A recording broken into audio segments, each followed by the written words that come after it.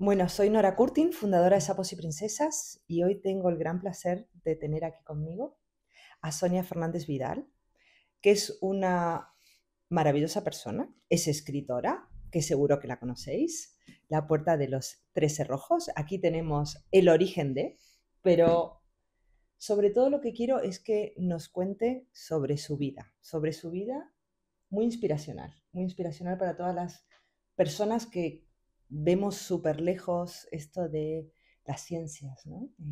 Estas áreas de las que se hablan ahora que nos parecen ciencia ficción y que ella ha tenido la valentía y la suerte de poder trabajar en ellas. Hola, Ujú. Sonia. Muy buenos días, encantada de estar con vosotros y gracias por esta amable invitación. Estoy encantada de poner mi granito en este mundo maravilloso que habéis creado.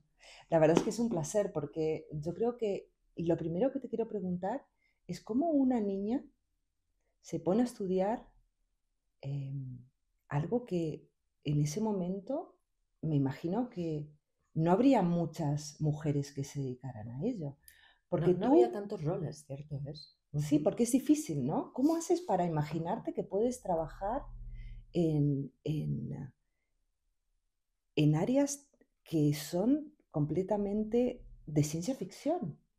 Cuéntanos, ¿cómo empezaste? ¿Qué fue lo que te llevó a ello? Eh, ¿Qué has hecho? Ujú. Mira, me viene ahora que me haces esta pregunta un recuerdo de muy atrás en el tiempo. Mis padres eran maestros, mi padre era maestro en una escuela, en la escuela en la que estaba yo, y recuerdo que siempre tenía que esperarle a que terminase, ¿no?, las horas que ellos hacen después. Y como era una niña que le encantaban los libros, era como la típica retita de biblioteca que la que podía abría un libro para abrir una ventana y meterme con aquellas palabras mágicas en mundos imaginarios, y siempre me metía a la biblioteca para esperarle a leer. Y recuerdo que un día, mira qué impacto, qué detalle las cosas a veces cuando somos pequeños que parecen insignificantes, pero cómo nos pueden llegar a marcar.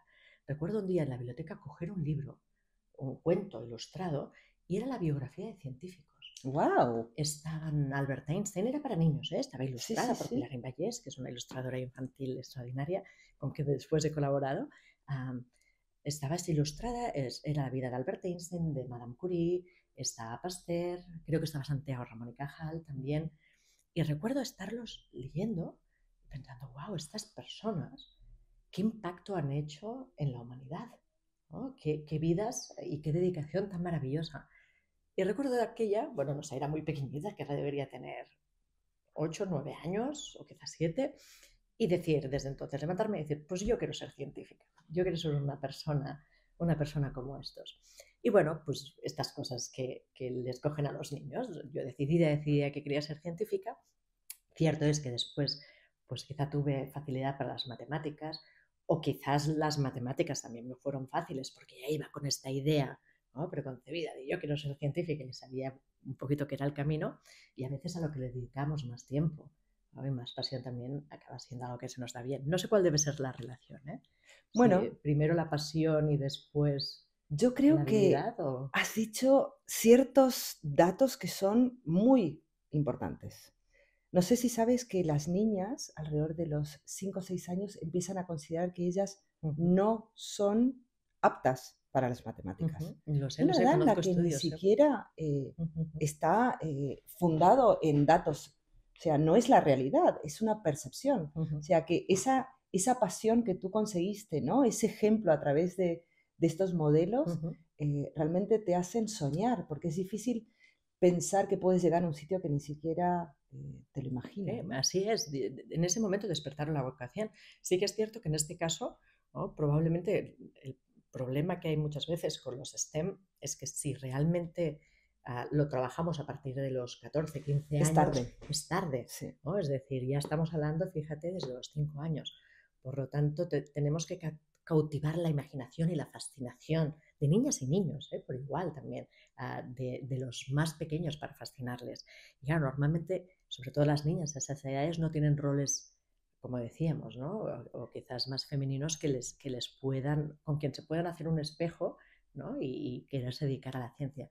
Pero bueno, también es cierto que yo, si me analizo a mí misma a lo largo de mi infancia, es cierto que no tuve ningún problema tampoco cogiendo a Albert Einstein como mi rol. O después cuando me impactó, y también para la divulgación, Carl Sagan, Ujú. para mí fueron roles, ¿no? Es decir, en ese sentido yo creo que también debemos ser capaces de educar a trascender lo que es el género, ¿no? Esa sería la perfección, ¿no? Es decir, esos valores, esas cualidades son las que yo admiro, ¿no? Independientemente de todo, y entonces a partir de ahí que nos den herramientas para desarrollarnos. ¿Y qué apoyo recibiste desde tu entorno? Porque claro, ahí llegamos al siguiente punto, ¿no? Tú ya comentaste que tus padres Ujú, eran profesores, ujú. entonces, ¿qué hicieron ellos cuando se encuentran con una niña decidida a ser científica? Bueno, tengo la suerte que mis padres siempre me decían que cualquier persona puede llegar a ser lo que se decida, ¿no? Eso es Por lo tanto, importante. cierto es que además mi padre era, era maestro, pero a la vez era licenciado en filosofía e historia, es decir, él era totalmente de humanidades y su formación era totalmente de humanidades. Mi madre era de educación especial, pero bueno, ambos eran de un campo muy humanista. Por lo tanto, en cierto modo, lógicamente, bueno, esto lo pienso ahora, ¿eh? Ahora que soy madre, probablemente me animaban y me apoyaban desde el miedo de pensar, no la vamos a poder Ayudar con ayudar los deberes, con no, los pero bueno. deberes, en su camino. Pero el apoyo lo tuve siempre. Siempre fueron personas que he tenido muchísima suerte de tener unos padres que nos han animado a soñar y a perseverar y a esforzarnos para conseguir esos sueños. Sí, porque es muy importante que los padres no solamente ayudemos, sino que no frenemos, porque hay muchas Ujú. veces que sin darnos cuenta estamos limitando las capacidades que pueden ser que nuestros hijos tengan, que intuimos que no las tienen, porque no les dejamos que las desarrollen, ¿no? Bueno, son los miedos también. A veces, ah, como madre me pasa, ¿eh? A veces tiendes a querer. Lo bueno es ser consciente de ello. Supongo que el instinto o los propios miedos y debilidades de uno mismo hacen que cuando tienes miedo por algo, pues quieras sobreproteger. Y a veces tienes que hacer ese autoanálisis, tener esa emoción es lo más normal del mundo, es totalmente instintivo. Lo bueno es ser consciente y decir, bueno, no voy a dejar que eso limite. Ah, ahí están mis miedos, pero tengo que empujar a que mis hijos esos miedos no Sí. los frenen. Yo creo que mis padres hicieron un trabajo extraordinario en ese sentido. Cuéntanos, porque claro, cuando tú preguntas a las niñas qué quieren hacer, la mayoría de ellas te dicen cuidar. Yo Ujú, quiero hacer algo bueno para el mundo, yo quiero proteger, yo quiero ayudar. Cuéntanos desde la ciencia, ujú. desde tu trabajo, ¿cómo es el día a día? ¿Qué haces? ¿Por qué estás ayudando por qué se puede ayudar desde la ciencia? Bueno, yo siempre he pensado que el conocimiento es precisamente lo que nos permite ser libres y avanzar como civilización, ¿no? Es lo que nos ha permitido llegar hasta aquí y es lo que nos permitirá seguir avanzando. Por lo tanto, para mí, probablemente por eso ¿no? Cuando esa niña que decide ser científica, cuando topé por primera vez con las clases de física en bachillerato, básicamente, pensé, ese es el área de conocimiento que yo quería. Porque en cierto modo parecía, y yo aparte era muy preguntona, quería saberlo todo, cómo funcionaba todo, y parecía que esa ciencia, la física, te conseguía dar respuestas de cómo funcionaba el universo, ¿no? Para mí era como el conocimiento máximo. Entonces quedé totalmente atrapada y entonces dije, pues por aquí. Y sí que es cierto que, bueno, después, así siguiendo un poquito con la trayectoria, cuando llegué a primero de física, hacia finales, principios de segundo, que es cuando tocas la física cuántica, de repente esa física, esa ciencia, claro, yo había estudiado el mecanicismo, toda la física de Newton, en el que el universo era como una gran máquina que funcionaba cual reloj suizo perfecto, en el que cualquier fenómeno que podía suceder en el cosmos era el resultado del movimiento de los engranajes de ese gran reloj, ¿no? Todo perfecto y ordenado. De repente la física cuántica, ese reloj estallaba. ¿No? Las cosas empezaban, las partículas atravesaban paredes, estaban en dos sitios a la vez, no se definían hasta que las observabas. Y mi sensación fue un poco de vértigo, ¿no? Aquello que dicen de que cuando crees que tienes todas las respuestas, llega el universo y te cambia todas las preguntas, ¿no? Y entonces, bueno, ese vértigo hizo que quedase cautivada por esa área de conocimiento y por eso seguí por allí. Entonces yo pienso que, volviendo a la pregunta, ¿no? de cómo se puede ayudar desde la ciencia. Bueno, la ciencia desde la noche de los tiempos, todos los avances tecnológicos que tenemos, no solo en temas de tecnología, también en temas de medicina, etcétera, etcétera, bueno, han venido precisamente como regalo de la ciencia, ¿no? Del conocimiento. Pero bueno, desde la noche de los tiempos, yendo incluso más allá de las aplicaciones, el ser humano se ha preguntado, ¿no? Cuando miraba las estrellas, de dónde venimos, quién somos, todas esas preguntas eternas. En cierto modo, la ciencia son esas últimas preguntas a las que va, ¿no? Quiere encontrar esa verdad que hay detrás de todo. Y sí es verdad que tú puedes ayudar en tu entorno, pero trabajando desde la ciencia y en investigación, el impacto puede ser mucho mayor. ¿Cómo has seguido evolucionando en tu carrera profesional? Cuéntanos qué te ha llevado luego a trabajar en el CERN, ir a Los Álamos. ¿Cómo fue este viaje? Bueno, tenía muy claro, ya cuando hice la carrera, me especialicé en cuántica, que quería seguir investigando. Y para mí, bueno, cuando tuve la oportunidad de ir al CERN, el CERN es el Centro Europeo de Investigación Nuclear, ¿no? Donde hay el gran proyecto del LHC. Es un acelerador de partículas de 27 kilómetros de circunferencia que hay en Ginebra, enterrado unos metros bajo suelo. Y allí aceleran los protones, partículas que hay dentro de los átomos, a velocidades cercanas a la de la luz, en haces contrapropagantes y los hacen colisionar. Y en esas colisiones se intentan recrear los instantes en los que se creó el universo, ¿no? Para mí el CERN es como una máquina del tiempo que Wow. nos pretende llegar al instante, o su meta es llegar al instante tiempo igual a cero, ¿no? En la génesis, cuando se creó absolutamente todo, ¿no? De este modo comprender cómo funciona el universo y cómo ha evolucionado hasta lo complicado que es hoy en día, incluso para comprendernos también a nosotros mismos. Entonces, como puedes entender, el CERN es como la catedral del conocimiento, ¿no? En lo que es el campo de la física y de la ciencia. Qué emocionante debe ser Mm. trabajar ahí, ¿no? Qué gente interesante y diversa Mm. debes estar, con la que debes estar en contacto, ¿no? Ujú. Trabajando en estas áreas. Efectivamente, yo era muy joven, eran mis primeros años de investigadora cuando estuve allí.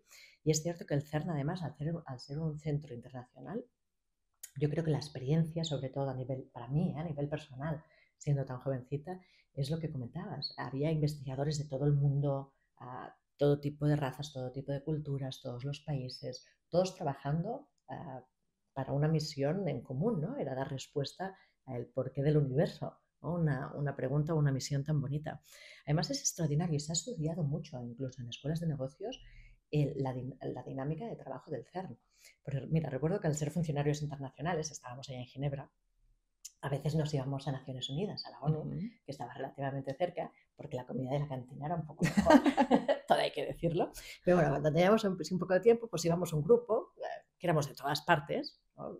Científicos así jóvenes, íbamos a Naciones Unidas y yo recuerdo un día que estábamos comiendo y digo, fíjate, esto se supone que es, bueno, estamos en Naciones Unidas, pero podías distinguir por mesas cómo se iban sentando los grupos de gente de distintos países, ¿no? Porque los veías con sus vestidos de las zonas.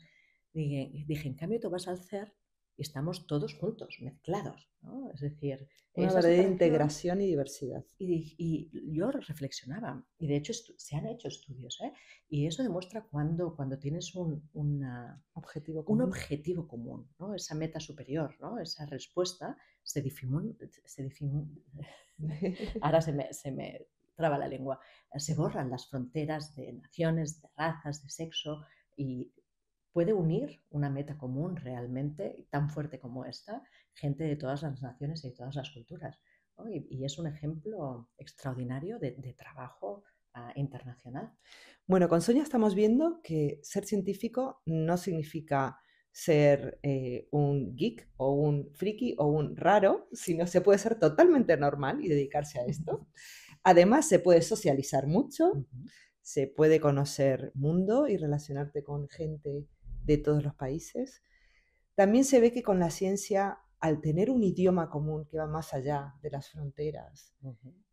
se puede ser muy integrador, Ujú. ¿no? Y la diversidad, como bien dice, se difumina, Ujú. con lo que estamos dándole otra perspectiva, ¿verdad? ¿Qué tal fue lo de los Álamos? Cuéntame. Bueno, los Álamos también fue toda una experiencia, además para mí como científica, siendo muy consciente que los Álamos se había creado precisamente para albergar el proyecto Manhattan. Perdonar, que es el proyecto que desarrolló las bombas atómicas Ujú. en la Segunda Guerra Mundial. Por lo tanto, yo creo que para todo científico, sobre todo para todo físico, te hace ser muy consciente Del poder. del poder que se tiene al desarrollar la ciencia, ¿no? Todos sabemos que al final 250.000 almas fueron la moneda de cambio de las detonaciones de las Ujú. bombas atómicas de Hiroshima y Nagasaki. Bueno, te hace ser también muy consciente. Fue una experiencia extraordinaria. El laboratorio ahora sigue siendo un laboratorio militar. Se podía ver la diferencia entre el CERN, ¿no?, cuya misión es abierta, ¿no? Hay poca gente que lo sepa, pero vosotros, por ejemplo, que vivís con Internet y con la web, en 1991 la World Wide Web nació del CERN, ¿no? Fue Tim Berners-Lee quien desde el Departamento de Comunicaciones y de IT del CERN, para que en aquellas colisiones que decíamos que se había creado el LHC, perdón, el LEP, el acelerador anterior, para que los científicos de todas las universidades del mundo no tuvieran que trasladarse al CERN a recoger los datos y después irse a procesarlo, crearon un protocolo que se llamaría la World Wide Web, en el que se podrían conectar a través de Internet y acceder a esos datos sin tener que moverse de sus... ¿Qué cantidad de impactos puede tener la Bueno, ciencia? claro, es que Transforma el mundo. a partir de esa meta superior es cierto que esa pregunta de qué es el universo, ¿no? Puedes pensar que tiene que ver con nosotros y con nuestro día a día, es muy bonito, ¿no? Pero no tendrá tanto impacto, nada más lejos de la realidad. O sea, para poner como ejemplo, desde el CERN se abrió la web de manera libre a toda la humanidad. De hecho, por eso evolucionó como ha evolucionado, sin ningún tipo de freno, ¿no? Sino que fue abierto a toda la humanidad. En el camino a esa misión, ¿no?, tan hermosa que es comprender el universo, toda la tecnología que se desarrolla a partir de ahí es extraordinaria. De hecho, el CERN, para las mujeres, la mayor parte de las máquinas que nos hacen de mamografías, que cada vez van reduciendo también la radiación y para hacer estos estudios, han salido del CERN, ¿no?, de los detectores precisamente de partículas del CERN. Hay mucha gente y muchos equipos ahí trabajando en estas después aplicaciones de transmisión, pues para la sanidad, para todo tipo de desarrollo tecnológico. Es decir, de hecho, todas las patentes que surgen del CERN y que son abiertas, además, para el beneficio de la humanidad, son incontables, son incontables. Cierto es entonces que en comparación Los Álamos, que estábamos hablando de esto, no deja de ser un laboratorio militar, con lo cual sus investigaciones son totalmente cerradas.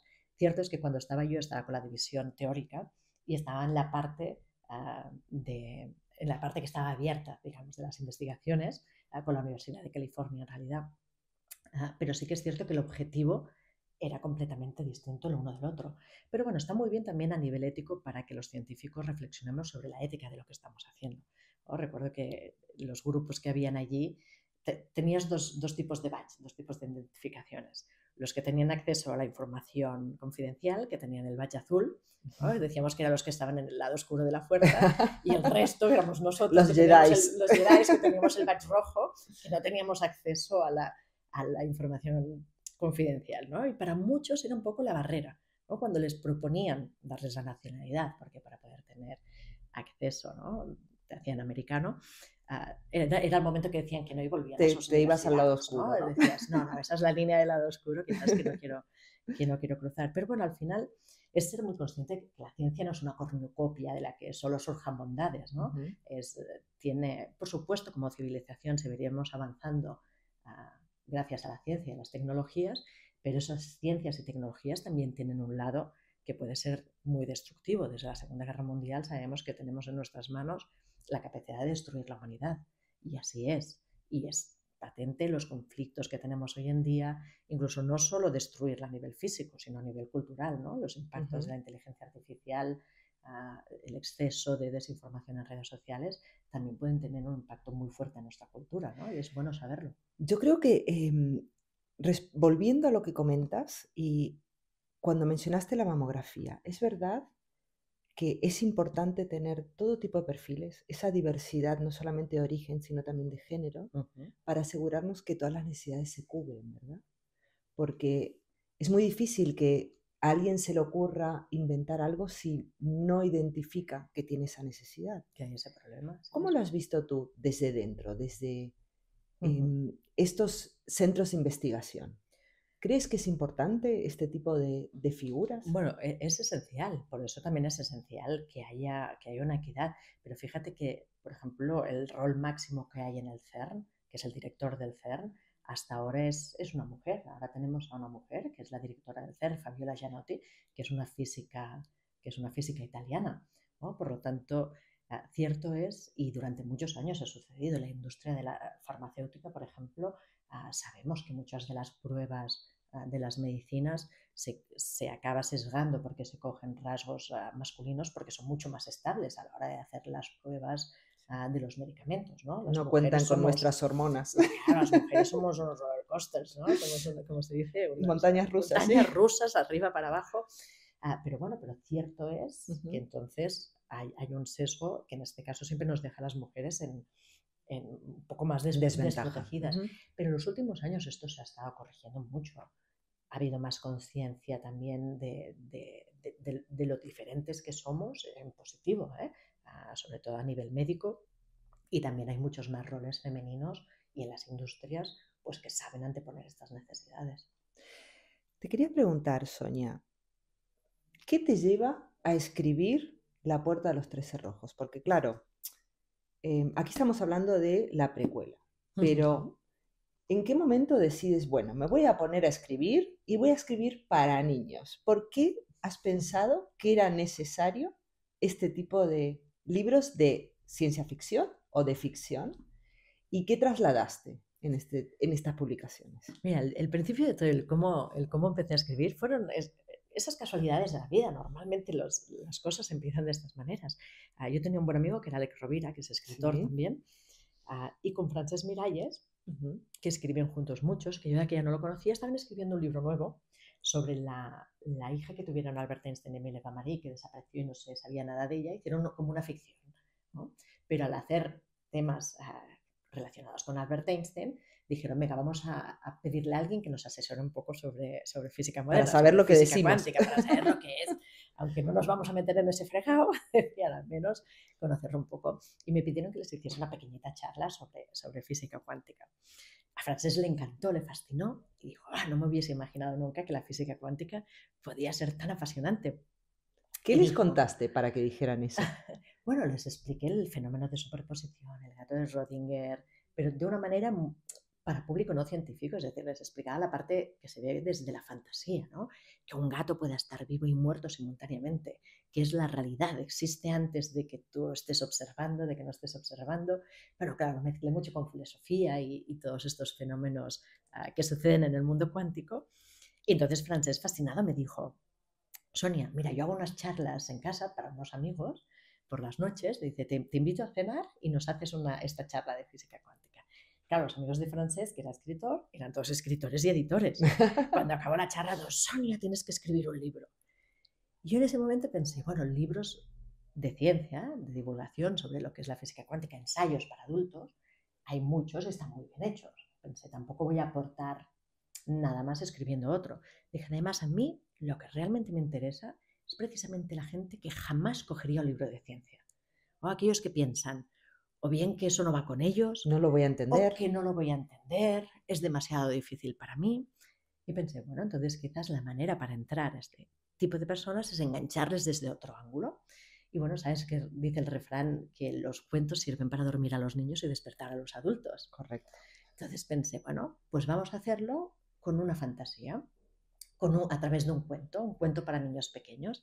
Y ahí se me ocurrió la idea, bueno, de abrir esa puerta de los tres cerrojos y a nivel de, bueno, con una fantasía, un niño de 12 años que se mete en el mundo cuántico y allí conoce a un elfo y una hada cuántica y van pasando sus aventuras. Y viven como si fuesen esas partículas fundamentales, atravesando paredes, se teleportan, se montan en Harley's Quantinson, que con los gravitones se ponen a volar, tienen que luchar contra las esencias de agujeros negros, ¿no? Que intentan evitar que se abra ese portal entre el mundo clásico y el cuántico. Bueno, a través de unas aventuras, pero íbamos aprendiendo muchos de los conceptos de la física cuántica, pues como decía Mary Poppins, con un poquito de azúcar dentro mejor, pues con toda esa fantasía. ¿Para qué edad recomiendas la lectura?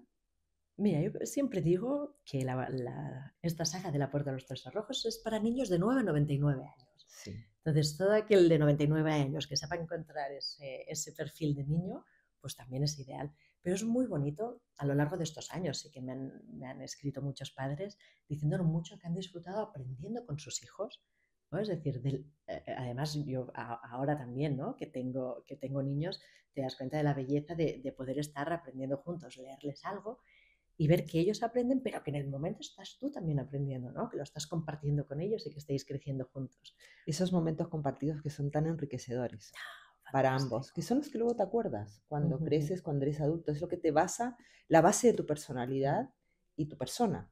Totalmente. Porque esos momentos son los que te llevan luego a abrir puertas, Ujú. porque como tú decías, ¿no? El libro que te hizo soñar que ibas a ser científica, tal vez este libro trae a muchas niñas y niños a pensar que pueden ser físicos cuánticos y realmente enfocarse a eso. Quería volver a un tema que habías dicho antes, las matemáticas, porque claro, parece que cuando hablamos de las áreas STEM o STEAM, incluyendo arte, Ujú. em, son difíciles. Parece que se nos hacen cuesta arriba. ¿Crees realmente que eso puede ser un freno o es más una percepción que tenemos porque no le ponemos el esfuerzo o no buscamos a las personas que nos lo pueden explicar bien? Bueno, es una pena porque las matemáticas para mí es algo precioso, ¿no? Realmente unas matemáticas bien explicadas a los niños, pueden transformarse, cobrar vida y realmente acabar hablándote y desvelándote muchos de los misterios de cómo funciona el universo, ¿no? Es cierto que todavía se ha mejorado muchísimo, ¿eh? De cuando nosotros éramos pequeños, por ejemplo, y nos enseñaban las matemáticas, sí que es cierto que yo creo que se ha hecho un buen trabajo en intentar dotar a los docentes de estrategias para que las matemáticas cobren vida en las aulas, ¿no? Cada vez se trabaja más por proyectos y se juega más con ellas. Pero es cierto que como muchos de los maestros, ¿no?, tienen ese recuerdo arduo de su infancia de las matemáticas, muchas veces es difícil que puedas transmitir pasión de algo que a ti te ha asustado y lo has llevado mal. Pero bueno, sobre todo en edades más pequeñas, es tan importante que empiecen a jugar con ellas, a pasárselo bien y aprenderlos como si fuese otro idioma, porque al final el idioma del cosmos son las matemáticas. Sí que es cierto que a medida que van creciendo, ¿no?, cuando entran a la universidad, por ejemplo, el trabajo que tienen que hacer para desarrollar un buen conocimiento de las matemáticas y una buena agilidad matemática es duro, ¿no? Estudiar una carrera de físicas es mucho esfuerzo y mucho trabajo, Bueno, y memorizar lógicamente. las leyes para un Mucha abogado disciplina. también, Y para quiero una abogada decir. también es cierto, es Es decir, que todas lo son. Pero tampoco tenemos que tener miedo. A veces las palabras esfuerzo o disciplina o trabajo son un poco palabras enfermas, ¿no?, en nuestra ujú. sociedad. A mí a veces me apena porque, de hecho, yo pienso que es bueno también transmitir a nuestros niños que detrás de ese esfuerzo, detrás de esa resiliencia, cuando tú trabajas y lo pruebas una vez, te chocas contra un muro, ¿no?, ves esa frustración, pero sigues intentándolo, sigues persistiendo. Al final el trabajo de científico también es así. Nosotros 99% de las veces abrimos caminos que no nos llevan a nada. O sea, es frustración tras frustración tras frustración, pegarte contra un muro 1000 veces, pero después hay un momento en el que encuentras la perla, ¿no? Ese 1% después de las 100 veces, Ya lo o decía Picasso, ¿no? 99, que no tiras para adelante, encuentras esa perla. Y cuando encuentras esa perla, puede transformarlo todo, todo. Y esa perla vale más que cualquier otra cosa. Entonces, yo pienso a veces que cuando primamos a nuestros niños, a veces por ese miedo, ¿no?, que tenemos, que les queremos sobreproteger, no dejar que se frustren, les estamos privando del regalo de encontrar esas perlas, ¿no?, que son transformadoras.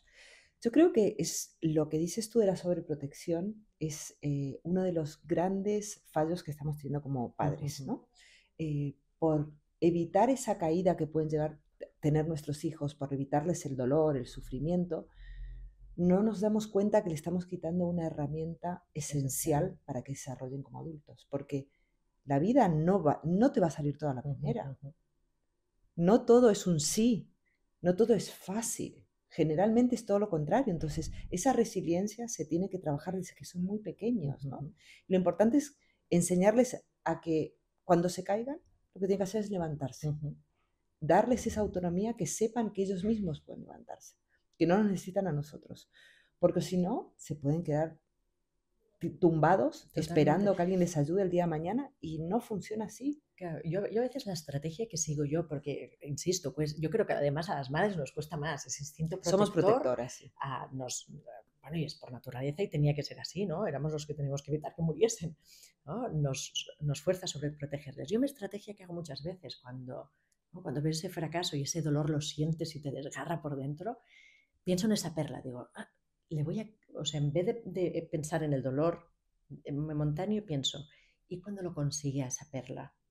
ese regalo es el que le quiero dar, ¿no? Entonces, en vez de pensar en el dolor, enseguida pienso, si paro ese dolor, voy a impedir que esa perla llegue a sus manos. Además, el subidón que se siente cuando uno encuentra la perla o Ah, cuando lo logra hacer por sí mismo. Cuando el niño logra superar un reto por sí totalmente, mismo, totalmente. es que no tiene ningún tipo de comparación a esa sobreprotección de no el dolor, ¿no? Ujú, De evitar el sufrimiento, de evitar el fracaso, de evitar, sino esa oportunidad de que ellos se sientan que pueden por sí mismos. ujú. Y te voy a preguntar una cosa más. Forbes te ha nombrado una de las 100 personas más creativas. Ujú. ¡Wow! Sí, sí, sí, sorprende. Yo fui la primera ¡Wow! sorprendida, ¿eh? Además, hablando de ciencias, Ujú. porque claro, parece que esto siempre, cuando hablamos de creatividad, nos limitamos a las artes, nos limitamos a otro tipo de entorno. ¿Cómo se puede ser creativo en ciencias? Bueno, ya lo has explicado, pero quiero que Eh, profundicemos en eso porque parece sí, que siempre que hablamos de ciencia hablamos de repetir lo que ya está, ¿no? claro, y nada más lejos de la realidad. Normalmente el imaginario colectivo, bien lo dices, ¿eh? Cuando piensas en científico, piensas al típico señor con el pelo blanco, la bata de color blanco y los dos bolígrafos aquí puestos, Aburrido, metido en un aburrido, laboratorio. que acostumbra a ser rígido además con sus ideas. Nada más lejos de la realidad. Cuando yo pienso en un científico, veo un explorador, porque al fin y al cabo, cuando estás haciendo investigación puntera, te estás moviendo por territorios en los que nunca ha estado nadie antes. O sea, no hay mayor ejercicio de creatividad y a la vez es fascinante, no se puede ser científico sin sentir esa fascinación, que la de ser un explorador. Cierto es que después hace falta mucha disciplina, después todo el trabajo matemático para desarrollarlo, etcétera, etcétera. Pero esta fase de creatividad es extraordinaria. ¿No? Antes que mencionabas a Picasso y haciendo referencia también a este trabajo y este esfuerzo, ya lo decía él, ¿no? La inspiración existe, pero te tiene que pillar trabajando. Pero bueno, recuerdo también una vez coincidí con Lynn Heward, que era la directora creativa del Circo del Sol, Ujú. lo fue durante muchos años, en una visita que hizo aquí a Barcelona, estuvimos juntas, que era física, ella también además, y ella decía, me explicaba que el proceso creativo a veces está muy mal entendido, ¿no? Se piensa que es un proceso bohemio de Sin estar estructura, sentado y sin sí. estructura. Dice, sin embargo, en el Circo del Sol bien lo saben.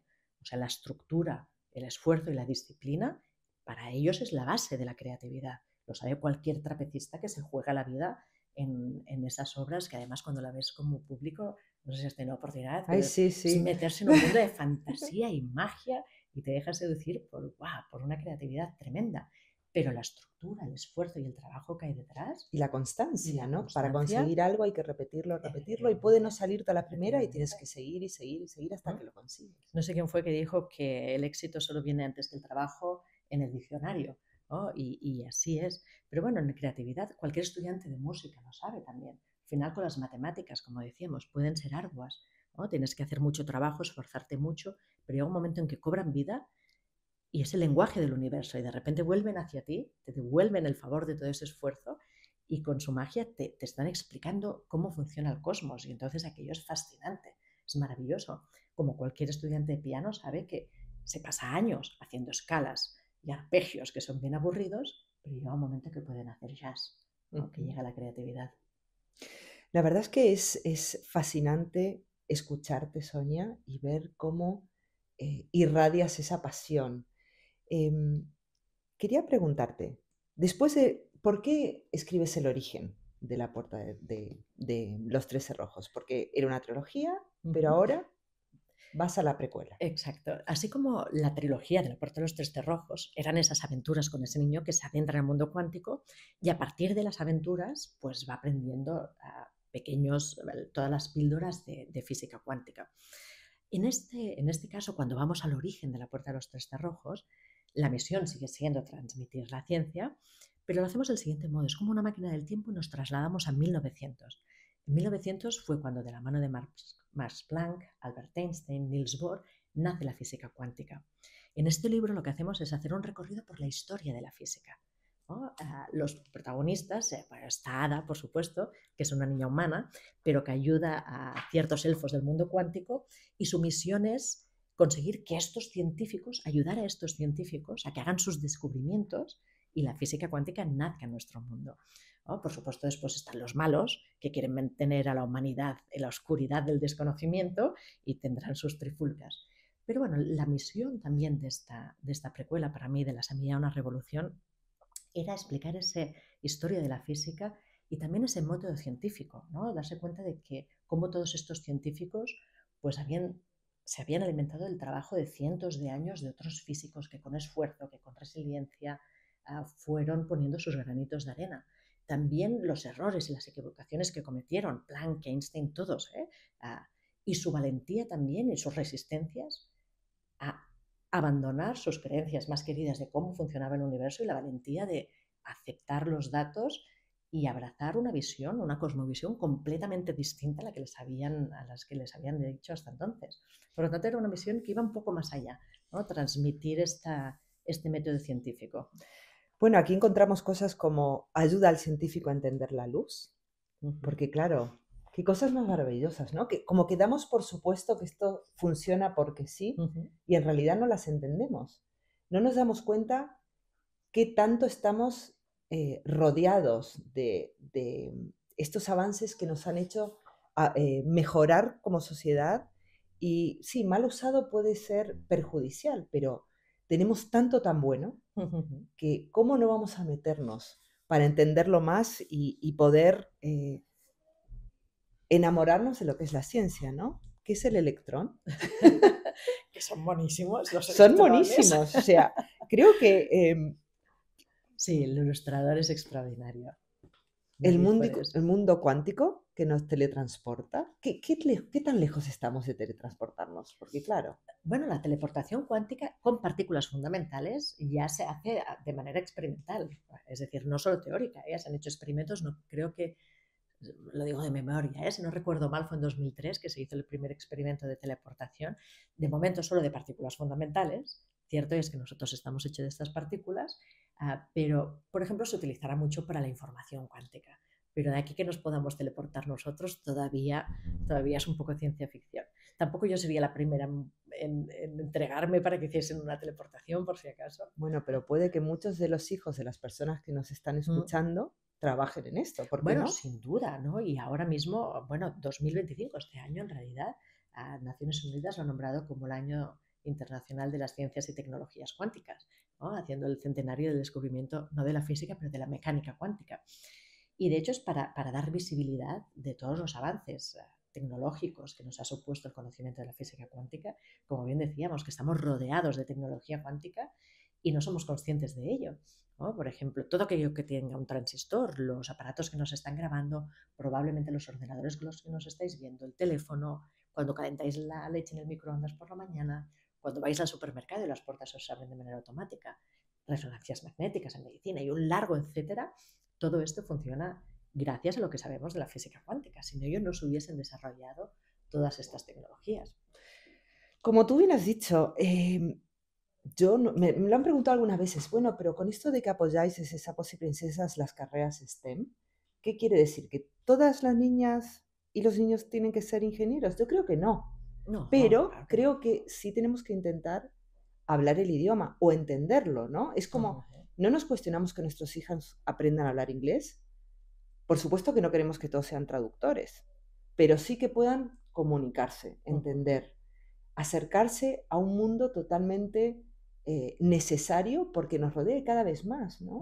Hoy en día no nos planteamos poder vivir sin luz, que dices tú, ¿no? Sin comunicarnos con un teléfono móvil, sin mandar nuestras imágenes. ¿Cómo sería un mundo sin la física cuántica? Bueno, imagina, es como si fuésemos otra vez en 1900. Toda esta electrónica digital no existiría. Por lo tanto, pero has dado en el clavo. Es esencial que eduquemos en ciencia, no solo para, lógicamente, fantástico si salen muchos niños con vocaciones científicas, pero no solo para los científicos, sino para todos los niños y, de hecho, para toda la sociedad. Porque, como bien has dicho, estamos construyendo nuestras sociedades basadas en la ciencia y la tecnología. Y estas ciencias y tecnologías avanzan con una rapidez exponencial.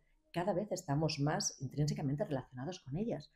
Y sin embargo, cada vez también hay una sociedad que la entiende menos. desconoce, exacto, que desconoce cómo funcionan estas ciencias y tecnologías. Y esto es una mezcla explosiva que más vale evitarnos. Al fin y al cabo, si queremos seguir viviendo en democracia, entre todos tenemos que tomar decisiones.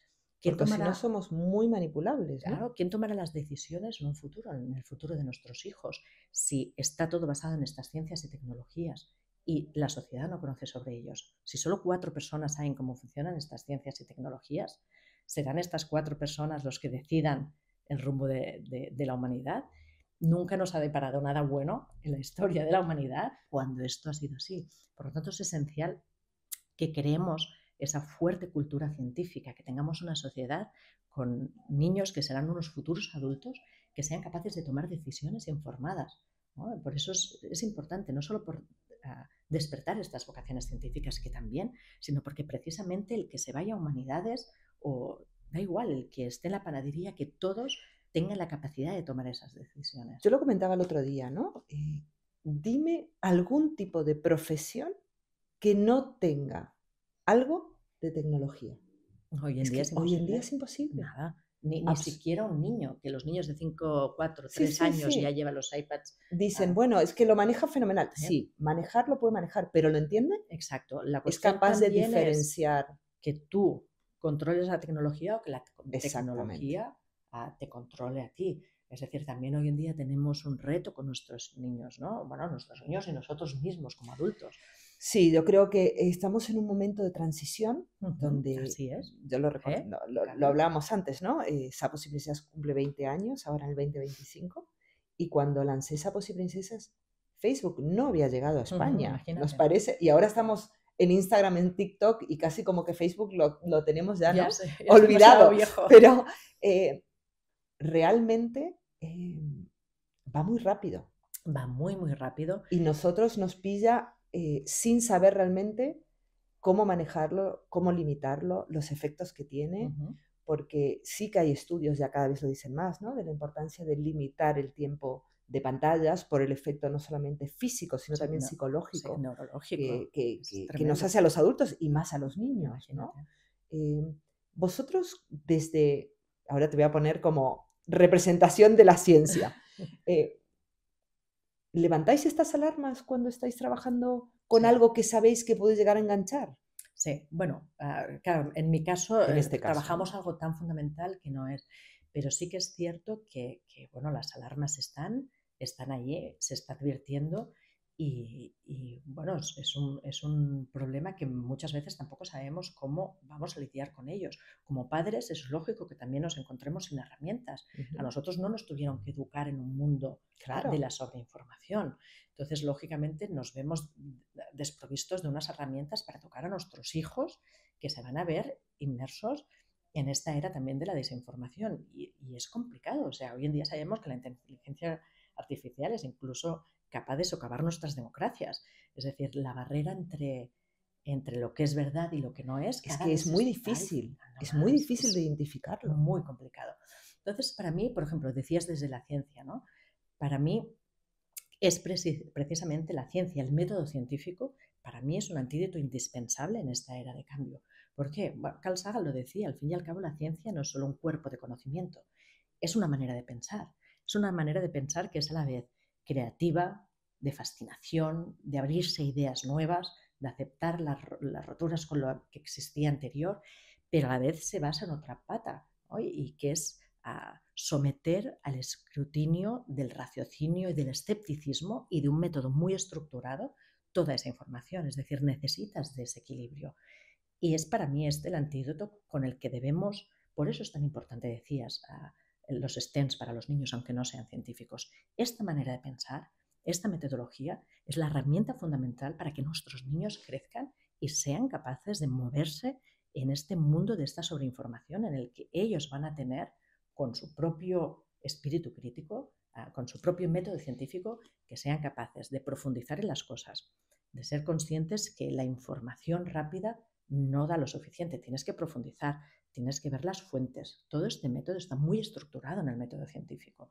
Por eso para mí es la única, bueno, el antídoto indispensable para moverse en este mundo. Bueno, has mencionado una palabra que creo que cada vez nos falta más, eh, el pensamiento crítico.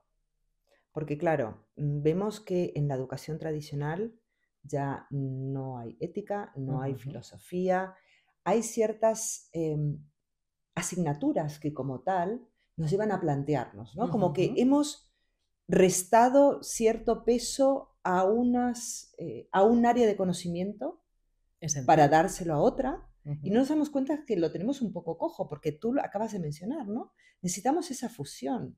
Ni queremos que todos sean ingenieros, ni queremos que todos sean...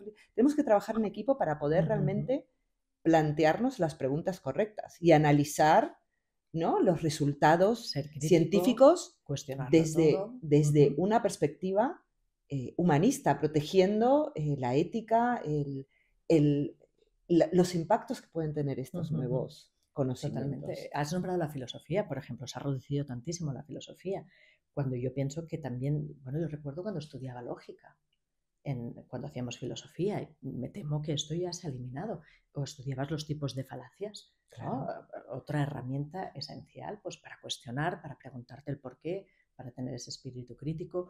No podemos aunarnos todos a un pensamiento único, ¿no? Manipulado Sino, por la inmediatez de lo que vemos en redes sociales, sin efectivamente. profundizar. Ujú. ¿Cómo crees que podemos, como padres, ayudar en este entorno en el que estamos, ¿no? Bueno, mis hijos son más mayores que los tuyos, con lo cual yo creo que Claro, lo tengo más fácil. Pero bueno, es un reto, ¿eh? ¿cómo ¿Eh? podemos desde la casa, ¿no?, desde el hogar, ayudar a nuestros hijos a que desarrollen ese pensamiento crítico, a que se cuestionen, a que valoren, a que profundicen, para no dejarse manipular y llevar por estas corrientes que vienen y nos arrastran?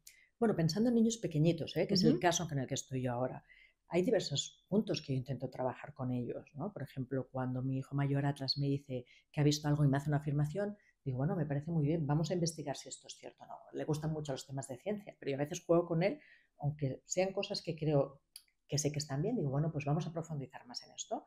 ¿Lo has visto en un vídeo? Bueno, vamos a ver si esto es verdad o no. Pues vamos a buscar información en los libros, vamos a profundizar sobre ello. Ostras, mamá, pero hay que aprender mucho para... Bueno, claro, Sí. claro, bueno, pues vamos, y después una cosa te lleva a otra. Eso por un punto, ¿no? Para mí es verificar siempre o cuestionarse que no todo aquello que ven en un vídeo es real, ¿no? Sino vamos a ver otras fuentes, vamos a ver de dónde salen esas fuentes, qué nos dicen, qué nos explican. Pues mira, quizás para aprender esto tienes que leerte todo este libro, ¿no? Claro, no están acostumbrados a Claro, coger prefieren, libros, es la prefieren inmediatez. ver de forma inmediata, de forma reducida.